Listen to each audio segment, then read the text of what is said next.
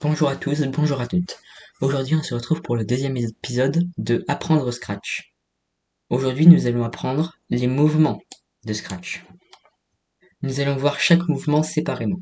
Nous allons commencer par avancer de 10 pas. Comme il est dit dans le script, elle sert à avancer de 10 pas.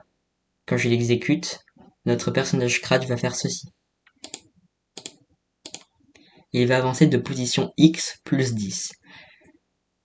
Ça revient à utiliser l'instruction ajouter 10 à X. Avancer de 10 pas est égal à ajouter 10 à X.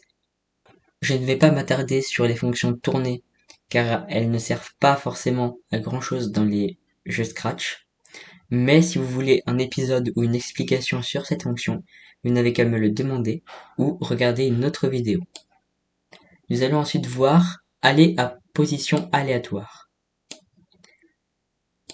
Elle sert tout simplement à aller à la position définie ensuite. C'est-à-dire, si on met aller à position aléatoire, le personnage va aller dans une position aléatoire, comme il est dit dans le script.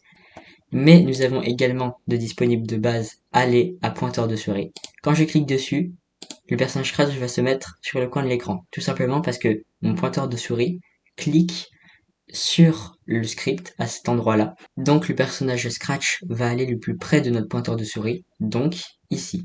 Mais si, quand je clique sur le drapeau vert et que je répète indéfiniment cette instruction, notre personnage Scratch va suivre en constante évolution mon pointeur de souris.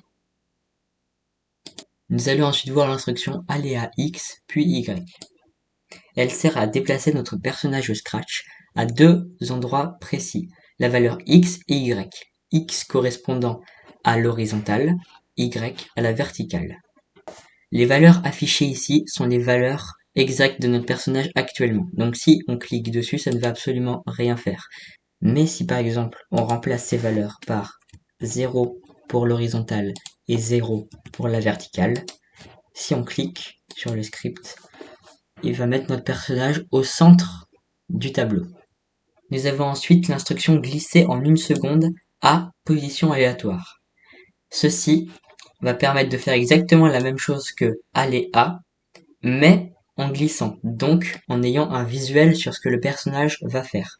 Contrairement à ici, quand il allait à position aléatoire, c'était instantané. Ici, on va le voir glisser pendant 1 seconde, mais on peut le faire déplacer plus ou moins vite. Par exemple, si au lieu de 1 seconde, je mets 0,5, il va se déplacer 2 fois plus vite. Et si je mets au lieu de 0,5, 1,5, il va se déplacer un peu moins vite. Je ne vais pas m'attarder sur l'instruction suivante qui est exactement la même que aller à X et Y, mais qui fait la même chose que l'action précédente, c'est-à-dire qu'on voit le personnage se déplacer du point à l'autre. Je ne vais pas m'attarder non plus sur cette fonction-là, car au tout début de la vidéo, j'ai dit que je ne regarderai pas ces fonctions-là, car elles ne sont pas forcément très utiles dans les jeux vidéo, mais si vous voulez des conseils ou une vidéo, n'hésitez pas à me le dire en commentaire. Cette instruction permet, comme dit dedans, de s'orienter vers, ici, le pointeur de souris. Si je clique, le personnage Scratch va s'orienter vers mon pointeur de souris. Mais, comme cette instruction ainsi que les deux autres, je ne vais pas m'attarder dessus, car on parle de l'orientation du personnage et moi, ça ne m'intéresse pas dans les jeux vidéo. Nous avons ensuite l'instruction ajouter 10 à Y qui, comme je vous l'ai dit, revient à avancer de 10 pas. Nous avons mettre également X à une certaine valeur, ce qui correspond à ajouter un certain nombre de pas directement au personnage.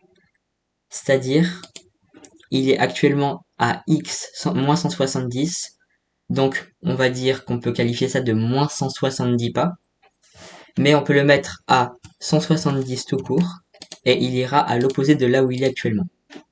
Nous avons ensuite ajouté 10 à Y, ce qui revient à monter ou baisser le personnage. Si on ajoute 10, le personnage monte. Si on retire 10, le personnage descend. Si j'ajoute 10, le personnage va monter. Si je retire 10, le personnage descend. La fonction mettre Y à une certaine valeur revient à la fonction mettre x à une certaine valeur. Plus je la mets bas, plus le personnage ira bas, et plus je la mets haut, plus le personnage ira haut. Voilà, c'est tout pour cette petite vidéo. Les fonctions suivantes ne sont pas forcément très utiles dans les jeux, sauf ces trois-là qui peuvent vous servir si vous voulez faire des jeux de plateforme, mais j'y reviendrai sur une autre vidéo si vous en avez besoin. N'hésitez pas à me le dire dans les commentaires.